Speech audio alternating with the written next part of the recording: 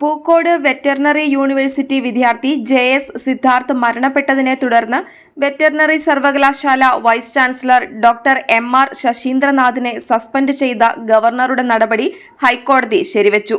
ഗവർണറുടെ സസ്പെൻഷൻ ഉത്തരവ് നിയമപരമായി ചോദ്യം ചെയ്യില്ലെന്ന് മാധ്യമങ്ങളോട് വൈസ് ചാൻസലർ വ്യക്തമാക്കിയിരുന്നുവെങ്കിലും സർക്കാരിന്റെ സമ്മർദ്ദത്തിന് വഴങ്ങി അദ്ദേഹം ഗവർണറുടെ നടപടി ചോദ്യം ചെയ്ത് ഹൈക്കോടതിയിൽ ഹർജി ഫയൽ ചെയ്യുകയായിരുന്നു.